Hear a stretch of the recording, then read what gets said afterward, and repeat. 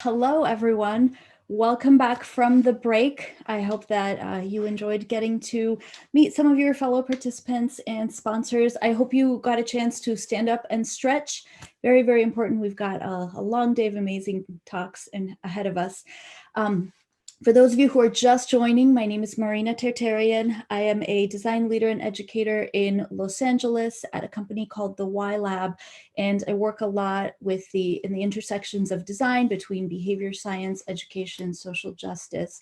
And I am so excited to be emceeing this America's Half, but especially excited about our next session.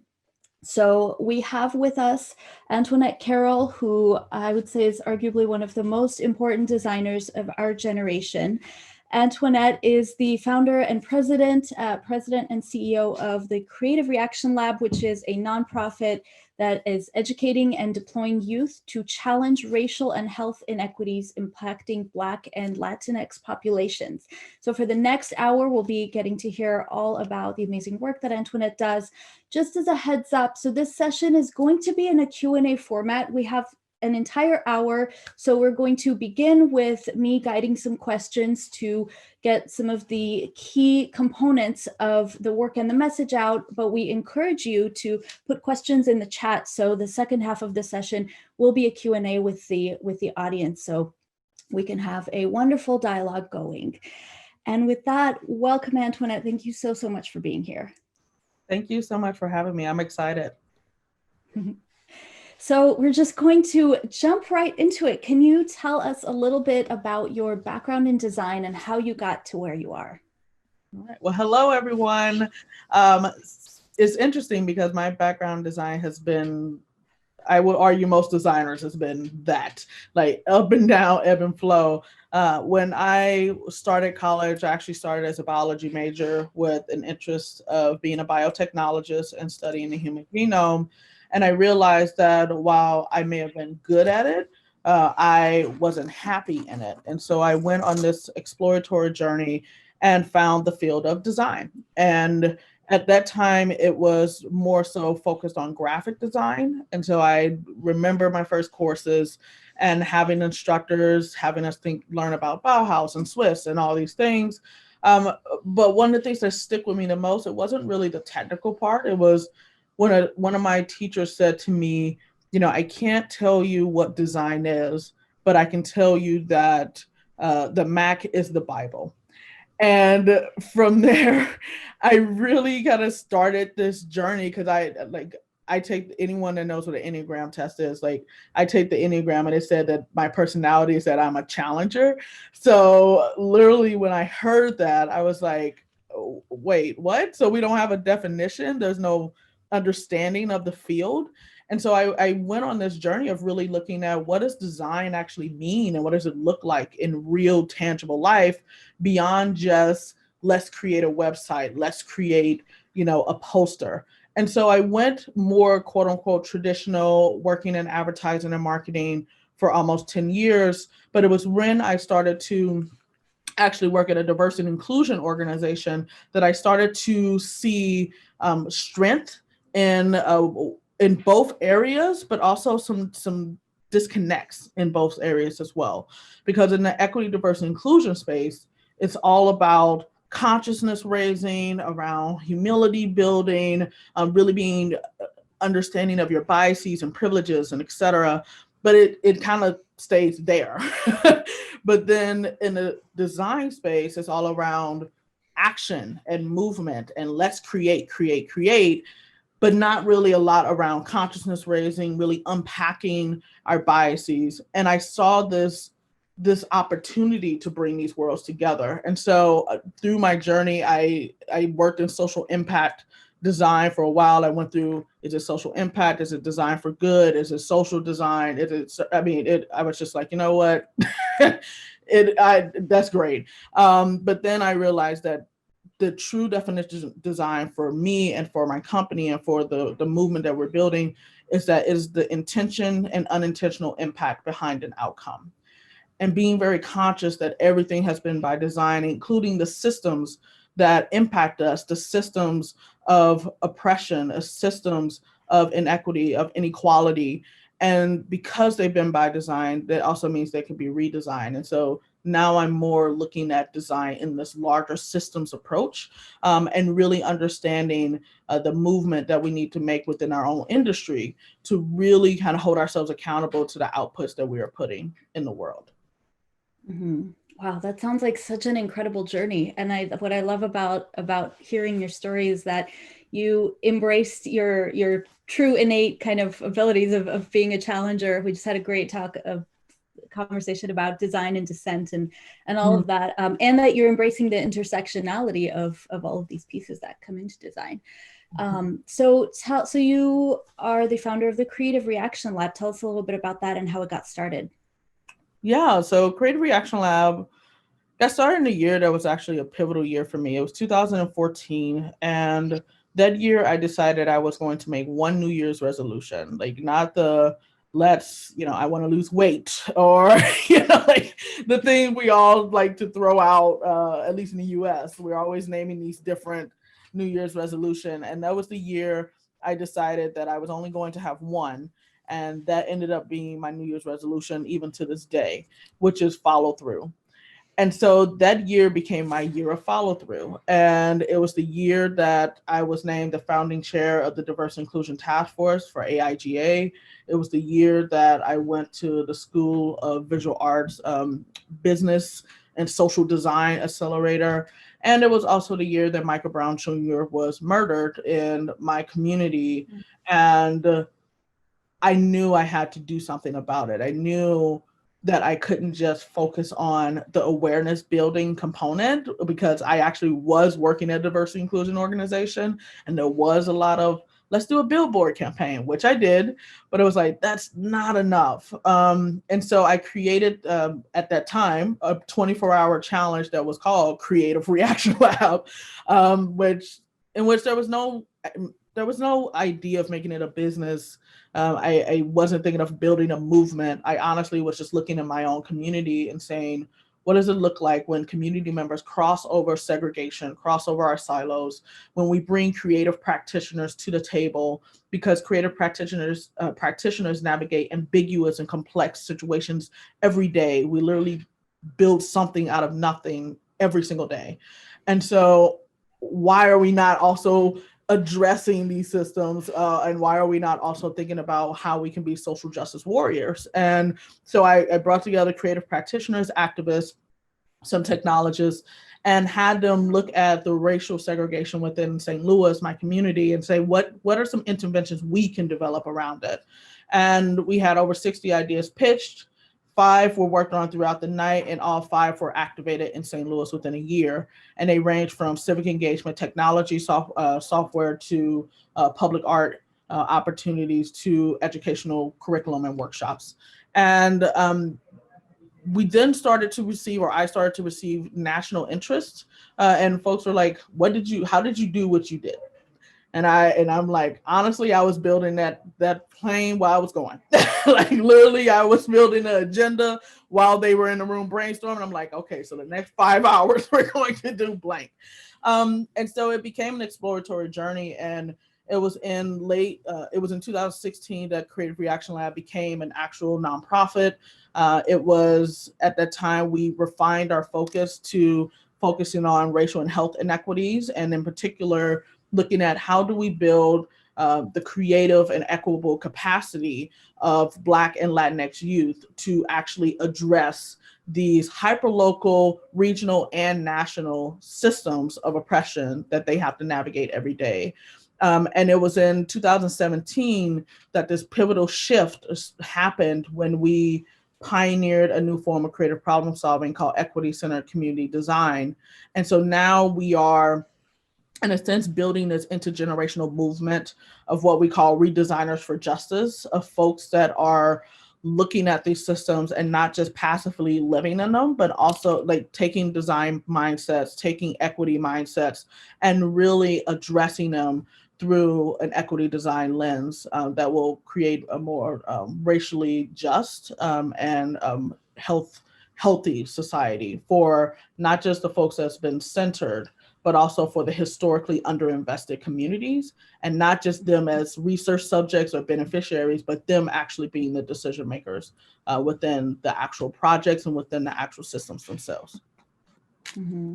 That's beautiful. All of the best things about design, I feel like, in one thing. Let's talk a little bit more about the equity-centered community design. What tell us a little bit more about the model and framework. Mm-hmm.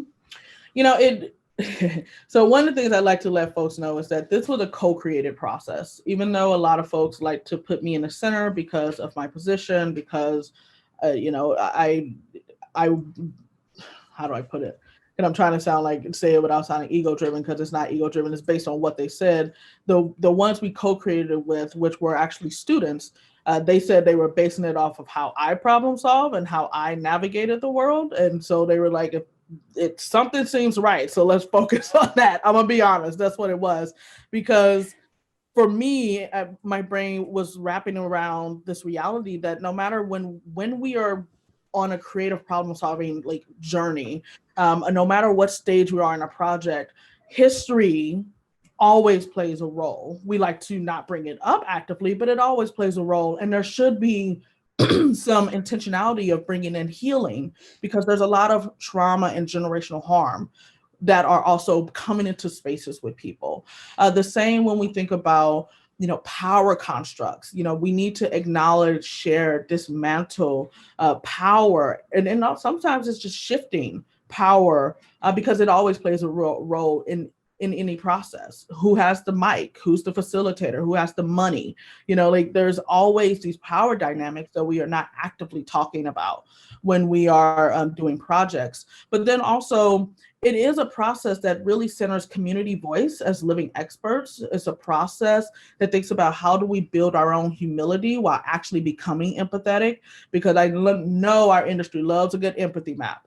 But it's like, look, you can't, building empathy isn't a tool, you know, it is a lifelong journey. And it is something that requires you to be vulnerable, to be transparent, to be accountable, and understanding what role you've played when it comes to like upholding systems, and what role you play when it comes to dismantling them, and just being very conscious of even the biases we bring into the room. Is a process that thinks about who are the actual co-creators and how do we make sure that they are truly diverse in lived experience, diverse across race, ethnicity, ability status, and not in this tokenizing way. But then also bringing in the great parts of traditional design, which is, you know, this rapid prototyping approach, but also thinking about how do we prototype equitably? How do we prototype through a process that's not paternalistic? And how do we also make sure that when we're in a community and we're developing interventions, that we have exit strategies or continuation strategies? Because as someone that grew up in poverty, I can't tell you how many times folks came into my community, oh, look at what we have. And then their agenda was done, they left, and we're left with the remnants. Like, that is problematic. And so it isn't like, while it is a framework, we let people know all the time, we're not looking for process adoption per se. We're looking for a mindset shift, that when you walk into different like grocery stores, for instance, or different neighborhoods, you're able to see the difference for communities, but not just see the difference, also say, now what are we going to do about it, and actively work to do something about it. Yeah, absolutely. I hear what you're saying, especially about this idea of the different dimensions of power and how they come into play, and then how it and ultimately goes on to impact our mindset and how we show up. So what do you consider are the key dimensions of power that come into play as we approach a situation? Mm-hmm. Well, you know, there's many forms of power. There's individual power, and I want to be very mindful that, particularly in the United States, the indigenous community, and I will argue it in a variety of other places as well, including Canada, an indigenous and native community, they do have issue with the term power, and rightly so, because the term power and the usage of power has been used to commit acts of genocide and erasure. And as an African-American woman, I have also been like affected by this through the generation of my ancestors. And so I want to be mindful that, we have, when we think about language, while I am saying power, some communities, they talk more around balance, or they talk about blend, or they talk about confidence building. And, I just want to be very sensitive of bringing in that perspective, even though we are talking about power. When I think about the levels of power, one of it is individual, like how many times do we really have space to really reflect on what individual power that we have, and what individual power means when we are using it as we are engaging with others? I'm a mother, and so I have power when it comes to my family. I'm a president CEO. I have power when it comes to my company. And to me, those are formal forms of power. But you know what? I'm Black, and I believe I have power just being in my Blackness, because I'm amazing. I'm just gonna say I love my race. I love my ethnicity. The fact that we're able to bounce back from so many things and push society forward, even though we've had so many things stacked against us. But then also we have to think about like civic power. So in the United States, we're in a time where we're in election season, but I want to be clear that we're always in election season. We just tend to only call it election season when it's federal. But like when we think about the civic power that we have, whether it's around voting, whether it's around policy creation, or policy like pushing on policy, or it's honestly just civic engagement in our own communities. There's civic and collective power that we have as human beings. And then also there's structural power. And structural power is still technically upheld by individuals. Let's be clear. Okay, it's not as if, there's a structure there that can't ever be challenged. Like, people uphold these systems. And so when we think about structural power, we need to think about, one, how am I upholding this culture? Like, we talk about white supremacy a lot in our work, and how are we upholding the tenets of white supremacy, because we've been seeped in that culture so much. Like, it's when you've been seeped in the culture so much, you don't even know that you are actually upholding it. So how am I keeping that going? And also, in some cases, how am I intentionally actually upholding structural power because of the privileges that it's afforded me? And so there's levels, but I think also we need to think about power technically is a neutral term. It's just more of how we've wielded and yielded power that becomes the problem. Like, power can be used positively to actually shift change for movement, and power, I would argue, more so through history, has been used for the benefit of centralized communities versus other communities. And you can see this whether we're talking about race, whether we're talking about caste systems. There's a lot, like, power it's actually a neutral term. It's honestly the individuals within the power that we start to see how are they actually wielding or yielding it. Yeah, absolutely. That's interesting. I never thought of it that way, that power is a neutral term, but you're right. And I think in design we're seeing now that this idea of empowering ourselves and others, and kind of, especially I see a lot of people who come to design and find it as this beautiful field, or like, this is what I've been looking for all my life. I think there's a sense of empowerment that we can then use this to do good. Mm-hmm. And I want to say also, like, bias is a neutral term. It's like we hear these terms and we think about how it's historically been used. And also many times we think about it through over there, like history, or over there, and not how it actually affects us.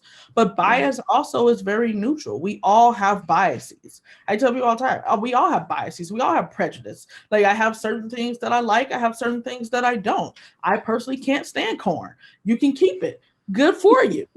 Like, no, we're not over here. Like, like, my kids even ask me, okay, in the world, would you eat it? I'm like, them plants looking real nice over there. I don't know if I can do corn. So, there's a bias, like, when we think of bias, we think of it again through the negative constructs of it, because that's what we've seen the most in our history. But we are literally a makeup of everyone else's biases. And even when we think of the design industry itself, we are shaping biases all the time. I worked in advertising and marketing. We literally talked about that we need to, people see, 3,000 to 5,000, actually it's more now 7,000 because of the internet, ads a day. Like, we are shaping how people are engaging with the world, like the brands that they understand, the way that they dress, the cultural understanding. And so we are in many cases not only narrative shapers, but we're also bias shapers. And I think we need to understand that responsibility of that and really hold ourselves accountable to make sure that we are not perpetuating harm and also creating narratives and biases of, negatively, opposed to around positive improvement and change and hope and possibility. Yeah. So with that in mind, you had mentioned mindset and how the goal of the equity-centered community design is to shift these mindsets. So let's talk about the two sides of the mindset. So what are some mindsets that are harmful, and then what are some of the mindsets that you hope people start to adopt? That is a great question, because when you think of any ism, when you think of any phobia, when you think of, like, these are mindsets that are extremely harmful. I think there's also the mindsets around fear and guilt embedded in them. And, it's even, there were studies that found that their youth actually acquire racial bias as early as 6 months old. And, when you think about the mindset of that, like, when we come in fresh, like, we come in literally fresh, but the environments that we're around, our family, friends, and culture, the media, like education and the narratives received there, they shift these mindsets in us. And let us also start to, in many cases, create levels, right? Like, if I'm in a class, let's take the sciences. Again, I started in science. If I'm in class and all the scientists I hear about are old white men, I am going to start thinking that only old white men are the ones that are credible in this field. They're the only ones, and what they say apparently must be right. So if what they're saying in the science field, especially when we think about how science has impacted our world and our society, then this must be true in government. This must be true in medicine. This must be true in design. And and I don't think, like, even when people, we fight for diversity, which to me is like a base level, let's be clear. And when we say diversity, I always ask, of what kind?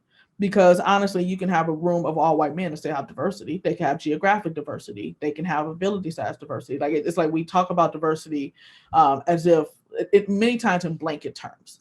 What exactly are you looking to have more diverse representation of? And when we look at diversity, right, it's really like bringing in different narratives and different mindsets that helps us see the world in a larger way. And so when I think about the mindsets we have that are negative, it's usually the mindsets of harm. It's the isms, racism, sexism, xenophobia, homophobia. Like, these are different things that at some times in our history actually were, quote unquote, proven to be issued. Like, there's a justification of this, but that wasn't right. There was a lot of biases behind that, a lot of mindsets that were being shaped based on what we were seeing. And then now I want folks to look at this mindset of inclusivity, this mindset of belonging, this mindset of equity and of justice, where outcomes are not predictable based on someone's identities, where I can honestly show up any way I want to and not have to worry about being judged. Like, essentially, I am in a world that's liberatory. And we haven't even, as human beings, not a lot of us, some of us have been doing that work, that journey and that work. We haven't even, like, how many of you, and I'm talking to everyone here, how many of you have sat down and said, what does liberation mean for me? What does liberation mean for me in my life? What does liberation mean for me in my work? What does it mean in my journey? And then in addition to the individual, how many times have you sat with people that you're in groups with and say, what does collective liberation look like for us? Like, we haven't taken the time to really shape those mindsets actively ourselves. And, that takes work, and it hurts, and it's complex, and it's messy, and it's lifelong. When I'm 80, hopefully if I get there, I am hoping that I am continually unlearning every day. I am hoping that I'm continuing to shape my mindset, because there's so many different beautiful things in this world, historically, contemporarily, and in the future. And to think that we're going to have it all figured out by the end of our lifespan, I think there's some ego and also maybe some naive mindsets there to think that that is even a possibility. Yeah. Yeah, I think that you're absolutely right there.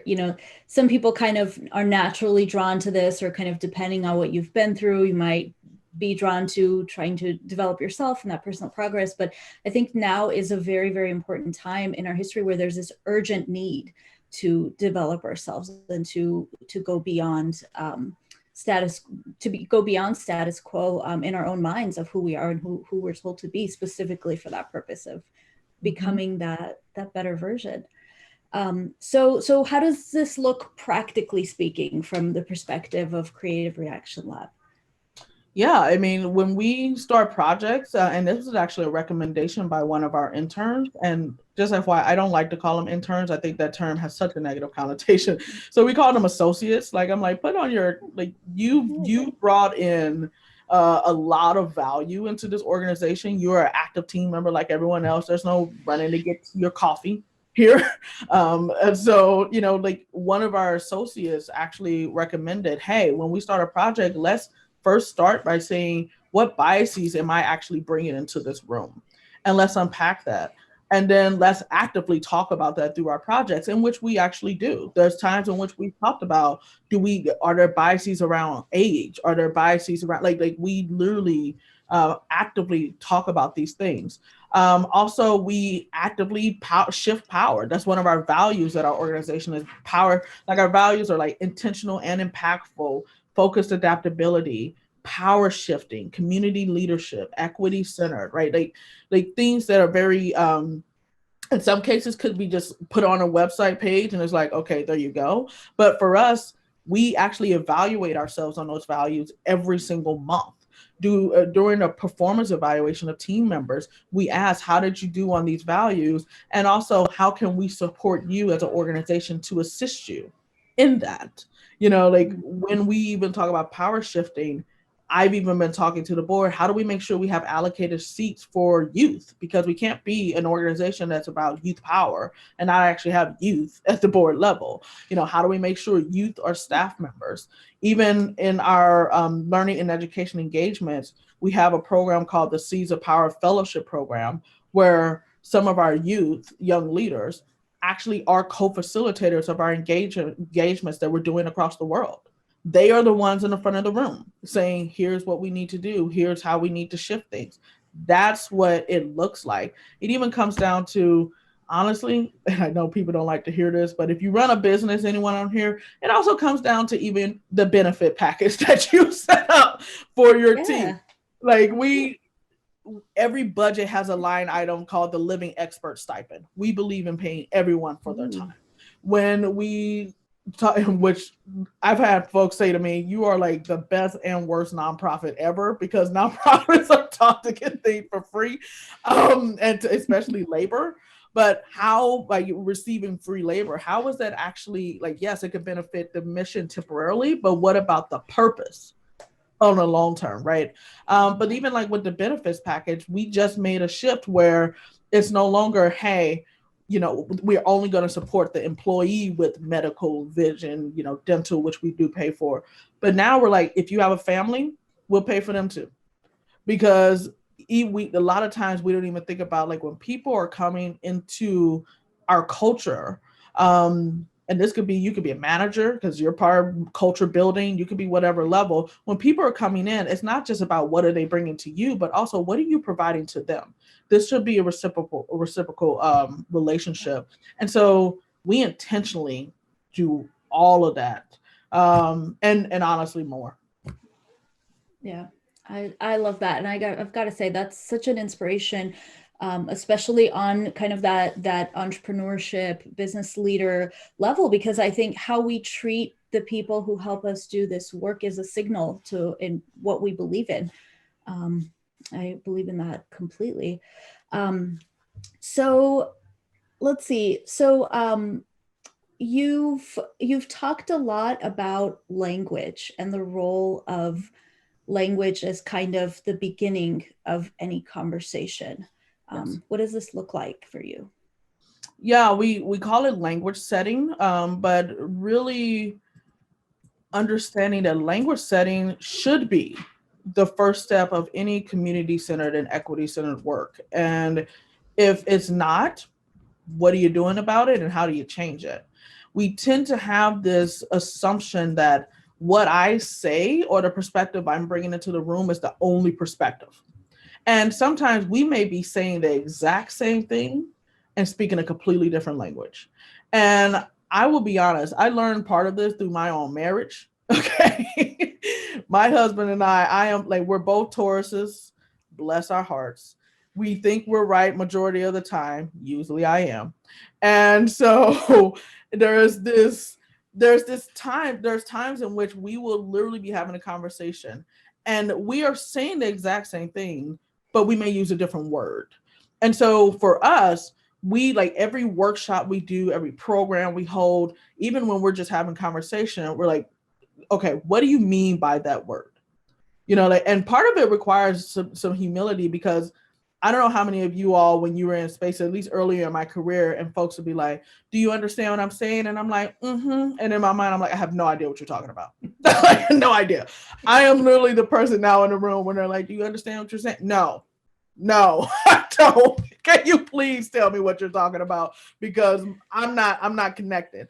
And so for us, like, we actually will sit and like, for instance, our community design apprenticeship program, which is a program where we work with formerly incarcerated and criminal justice system impacted Black and Latinx youth and have them be the racial equity leaders within an actual like community.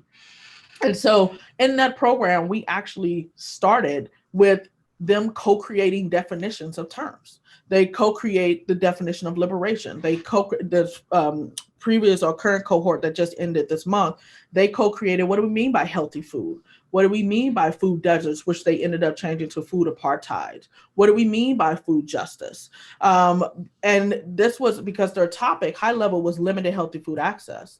And we could have jumped in and just say, okay, this is what we're going to address. But instead, again, shifting power, they brought in their collective definition, their understanding of this is actually what we mean when we say limited healthy food. And so for me, when I talk about design, I usually always tell people my definition of design. Here's my definition of equity. Here's my definition of racism. Here's what I mean by white supremacy. You know, like, because we tend to assume that because this is how I'm interpreting it, that everyone else is going to interpret it that way. But we all are the day-to-day experts of our lives, and the experiences that we've had bring in different meanings of terms for us.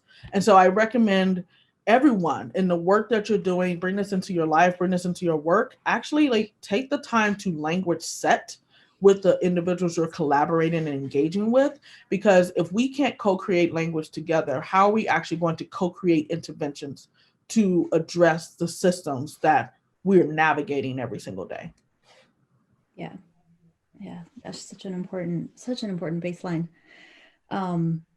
That actually kind of leads into this. This is a little bit of like a summary thing to ask, but I think it's really important to ask it now.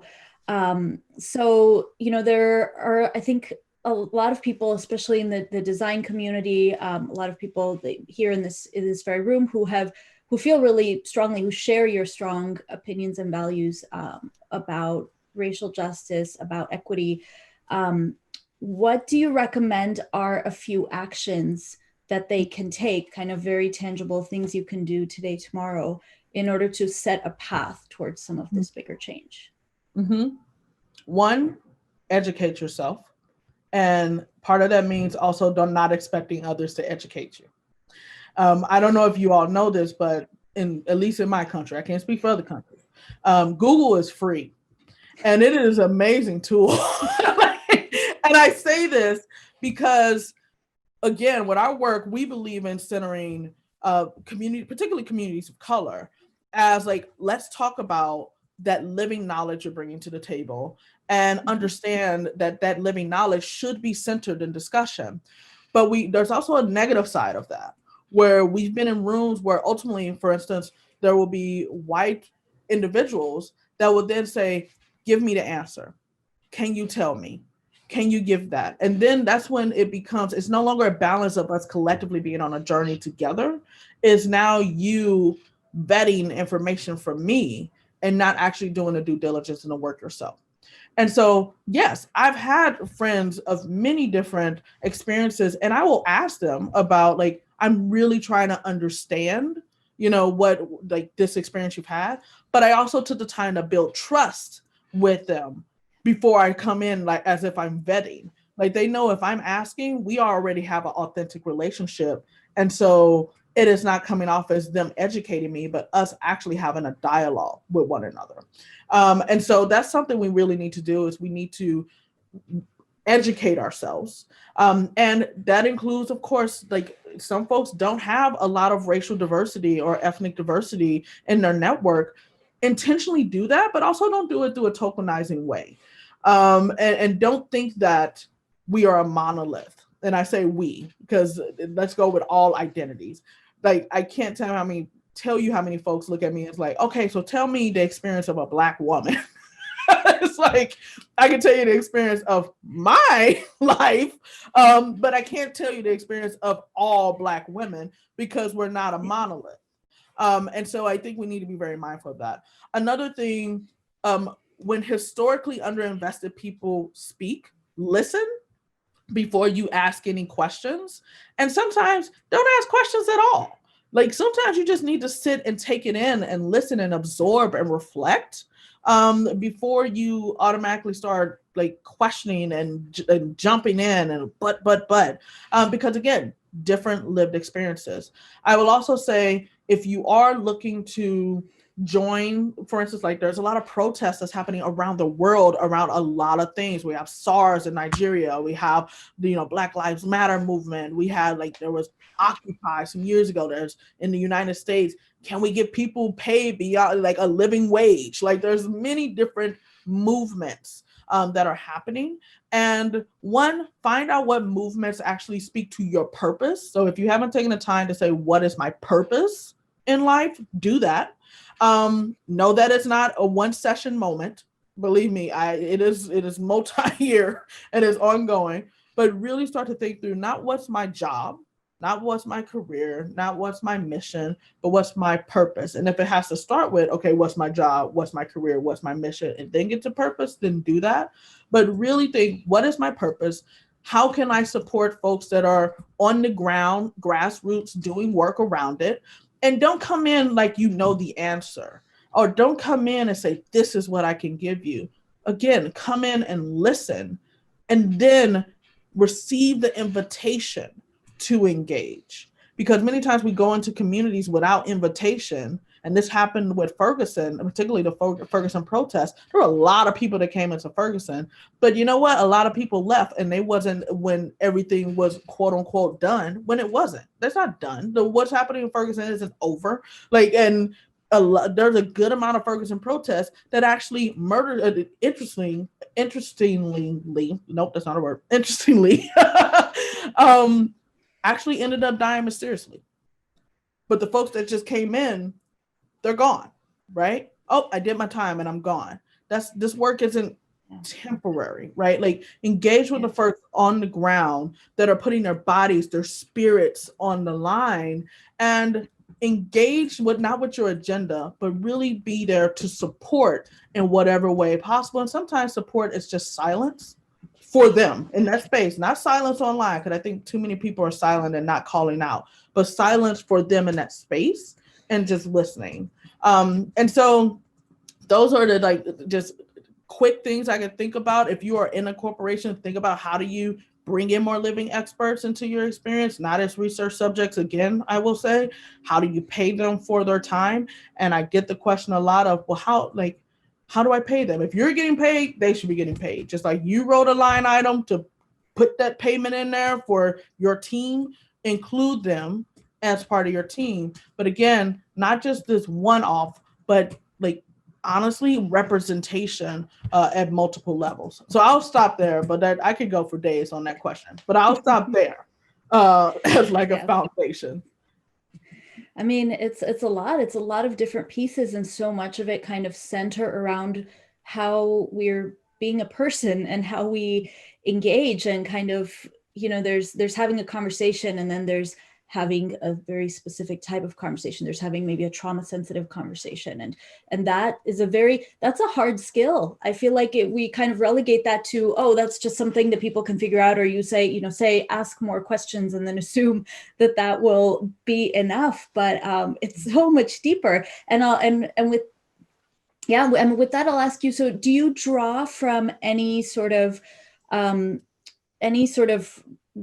resources or mindsets, and, you know, how do you have a conversation, let's say even about narrative and that word setting? Do you have any practical things that you draw from, or is it lived experience? What does that look like? I mean, for me, I do center a lot of my lived experience. I'm not gonna lie. And when you talked about trauma, you know, my trauma doesn't go away because I'm in the room prototyping something. My trauma is gonna be there with me. There's been times where we were doing projects on gun violence. I lost my brother to gun violence, you know, and that doesn't go away because I'm doing a project. Like that's like you see here, like in the background are the 3 men in my life that I've lost prematurely due to health and racial inequities. They are continual reminders for me on why I do what I do and what my purpose actually is.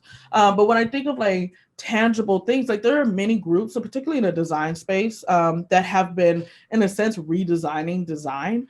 There is an equity design movement. You can go to a website called Equity Design. I think it's collaborative, if I remember correctly. If not collaborative, Equity Design Collective. I always get it mixed up. It's okay. But, you know, like we have our process, equity centered community design. There's liberatory design. There's equity by design. There's the frame design process. There's the design justice network. There's Ally Media Conference. You know, there's a lot of folks in the traditional design space, but I also encourage you to move beyond just traditional design, or move beyond folks that just has design in their title or in their framework, right?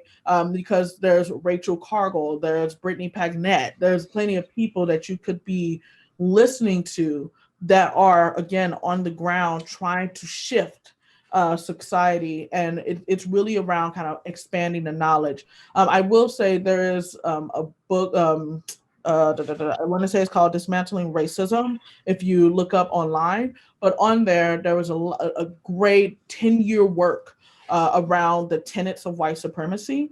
We actually we mention them in our webinar that we host called How Design Thinking Protects White Supremacy.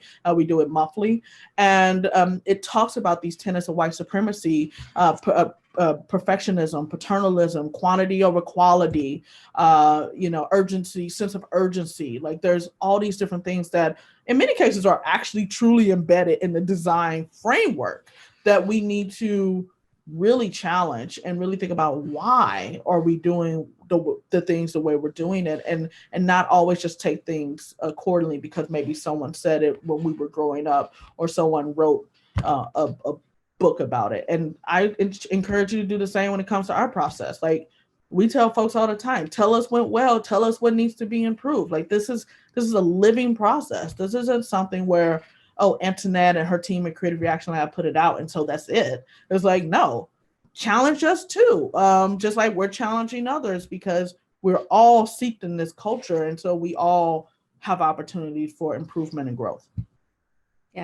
Yeah, we can't. I think there can't be enough organizations, enough different reframes of things that we're looking at. That talk, it seems like Creative Reaction Lab has had such a big year with that that How Design Thinking Protects White Supremacy. I bought my ticket for January. I'll tell you, that's how sold out it was. But that conversation, and I came out at such a perfect time earlier this year that it had to happen. And I'm so glad that you let it. And we actually were working on that. What most people think that we just put it out in that moment because of what was happening with George Floyd and Tony McDade and Breonna Taylor. But actually, we have been doing studies and practices around this since last summer. And we honestly was talking about rolling this out back in March of this year, but we were waiting on the traditional graphic design promotional graphics to be done. And so it actually ended up coincidentally coming out at the same time. But it was something that we've been seeing in the industries and space for a while. But yeah, that is a part of our Redesigners in Action webinar series that we released this year. And we actually are doing which I know for you would be kind of weird to do the part 2 before part 1, but we're actually doing a part 2 version in December that goes more in depth around it. And yeah, we only had planned on doing a webinar once. We were like, oh, we'll do it in July. And it sold out within the first 2 days that we had to keep adding encores. And now we just decided we'll just do it every month at this point, because a lot of folks are interested, and we want a lot of people to really challenge white supremacy, and also not just challenge white supremacy, but design for equity and liberation. Like, I don't want us to just live in this scarcity mindset of like challenge. Again, I'm very proud of being a challenger, but also designing through a positive lens of what a society look like that's equitable, what a society look like that's liberatory, because we've never had it. And so we need the creative minds behind that to really get us to the space of imagination, because that's what we're going to need people to create around the ambiguous, because we've never had it before. Yeah, absolutely. Well, so and with that in mind, what do you think that the service design industry could be doing to be better about elevating, people of color, or really taking more actionable steps and holding each other accountable? What's some guidance that you can offer on that end? I will say the same thing that everyone else in every industry is doing needs to do. I mean, it's I know that's a cop out in a sense, but it's one of those where, like, even when we look in the design space, the design space is similar to many other spaces where it doesn't have a lot of enough representation of people of color, enough consideration of accessibility needs, enough in consideration of the needs of people that are across the gender identity spectrum, right? Like, there's so many different opportunities that we have, because we are the ones that, in many cases, like when you think of traditional design, and this is all the types of design, we tend to be either in the entrepreneurial type mindsets, like, again, creation is entrepreneurial, and we also tend to be in kind of the consulting middle person liaison position, which means that we are in a position of power because we're able to shape narratives on multiple sides, right? Like, we are able to shape narratives with clients, we're able to shape, and I remember working with clients. I remember the year I was very happy of no longer working with clients, which was 2015. It was a very wonderful moment in my life. I was like, I can't, like, I can't.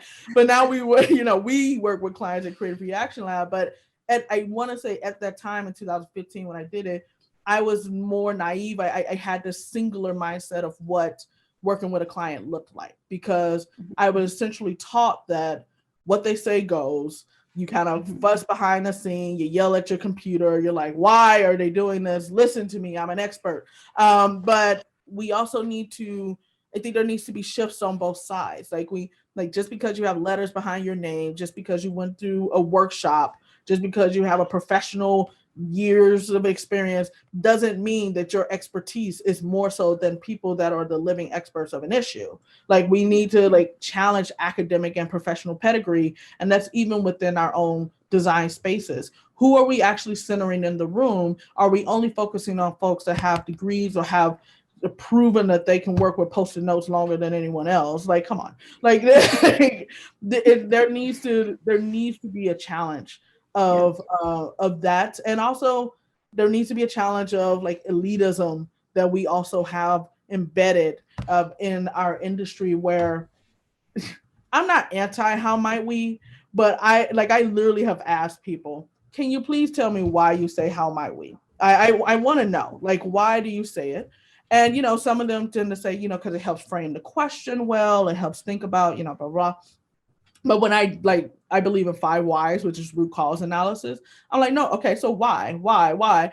And ultimately a good amount of them start to say, I actually, because a course told me, or I honestly, it just made me feel like I knew what I was talking about. And, it's like, I'm not anti saying these things, but how are some of our language? How are some of our actions? How are our invitations, in many cases, also upholding this wall and this barrier of access and this barrier of power sharing, because we may use this certain thing that make other folks feel like, well, I'm inferior because I don't actually engage in that way. And so there's a lot of ways things that we need to look at in our own industry. Yeah. This is you had me at why. That's my favorite word in the world. That's like the base brand structure of my company. Why about everything. So definitely the most important word. We have a couple of questions from the audience. Do you have any specific methods for language setting within teams and within clients and stakeholders? Methods.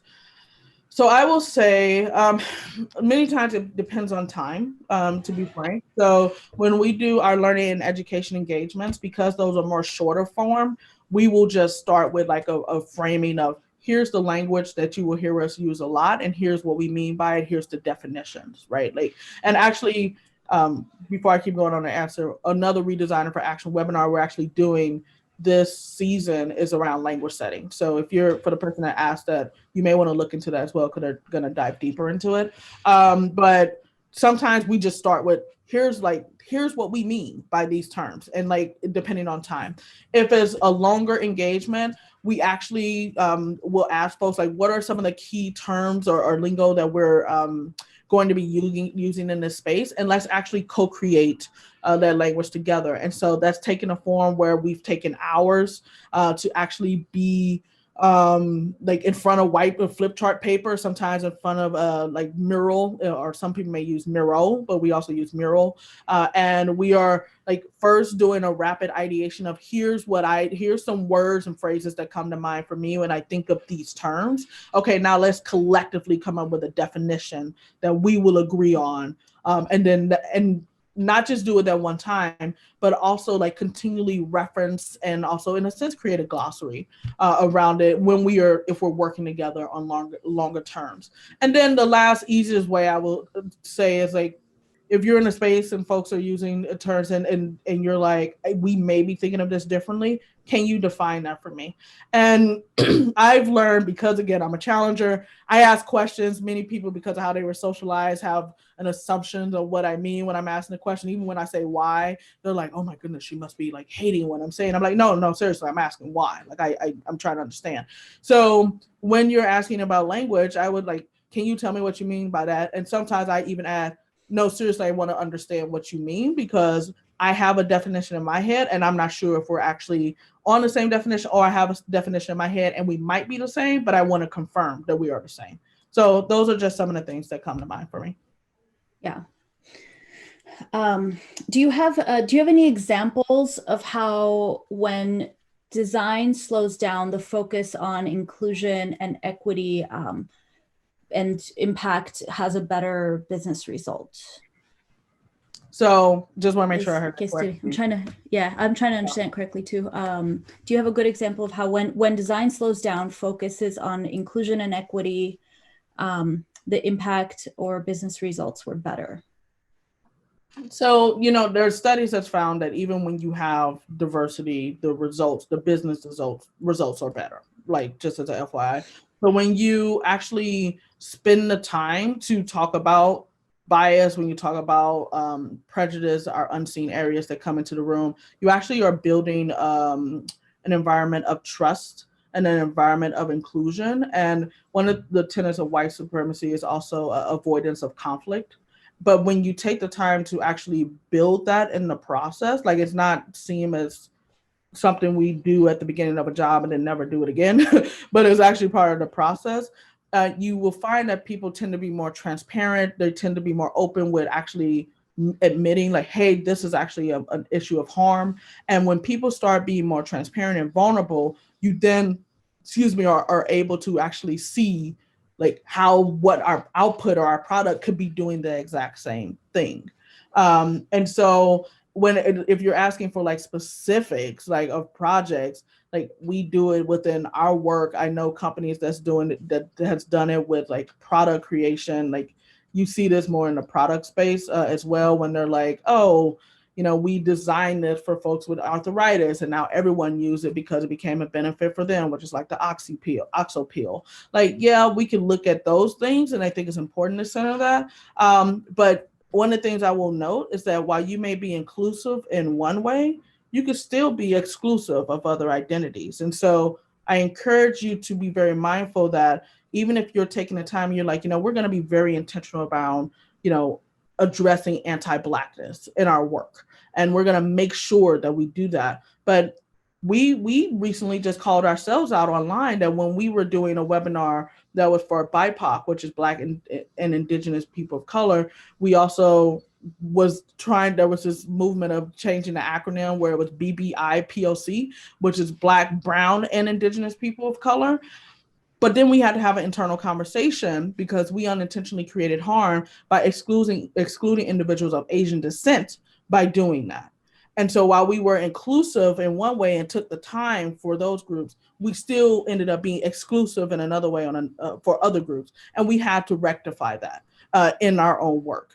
And so know that it is not like as simple as we did this, it returned more money or whatever it may be, but also even if it's returning money from some folks, like money still also in itself is like, I just want to be very clear, a privilege and also a class thing. Like, what about the folks that maybe are not the people that have the money, but whatever you produce actually is negatively affecting them because they are living in historically underinvested community economically. So I think there's some levels to it.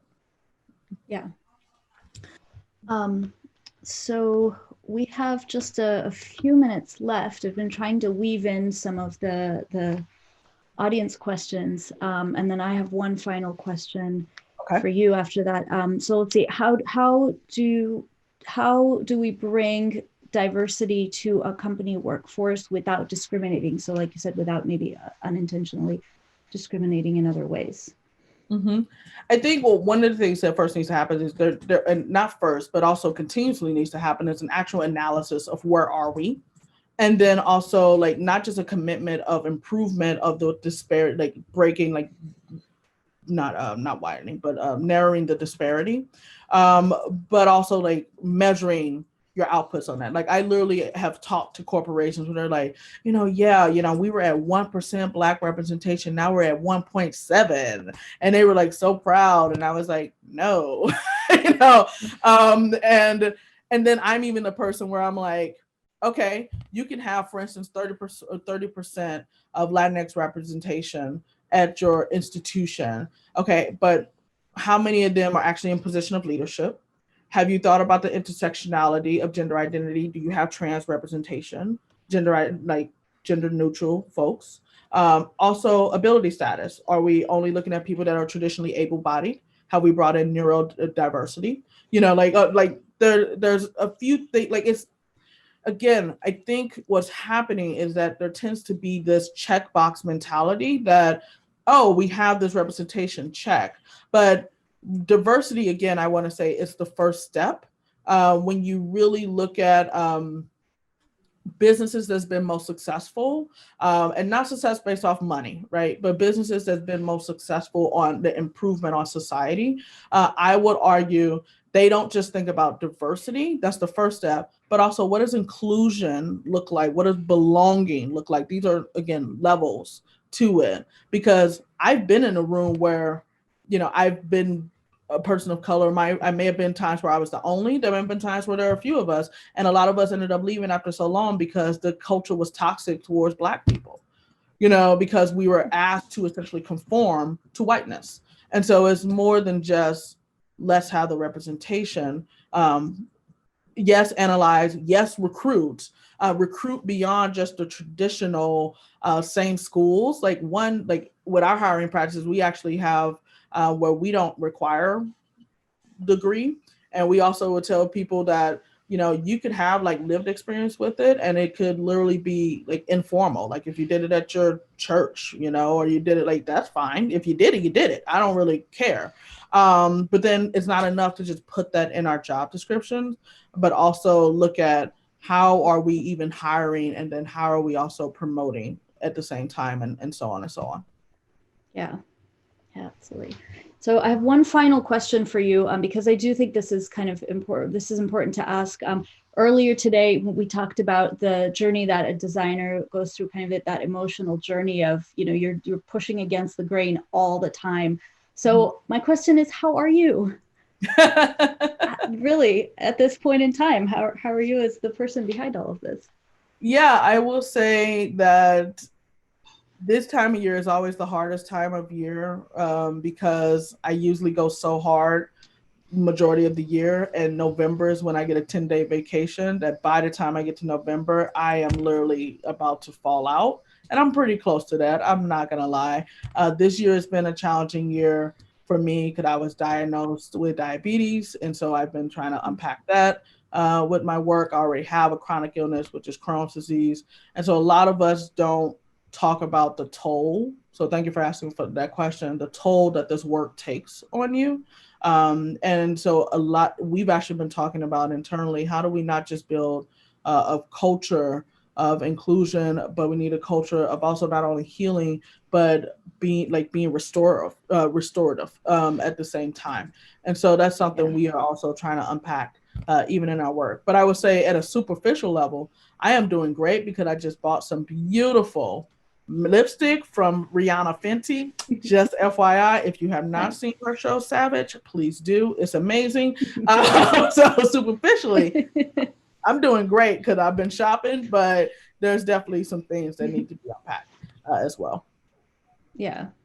Well, I'll throw out the same challenge that I did earlier. You know, our communities, we have each other's backs. If there's things that we can do for each other to kind of help elevate her in those dip moments. Thank you. The invitation is out there. Well, this wraps it up. Gosh, I could talk to you forever. I'm just fangirling right now. But thank you so much. I want to be mindful of the time. Thank you for being here. All right. Thank you all. Thank you. And it was such a pleasure speaking with you. It really was. This was amazing. So thank you all, and have a great rest of the conference.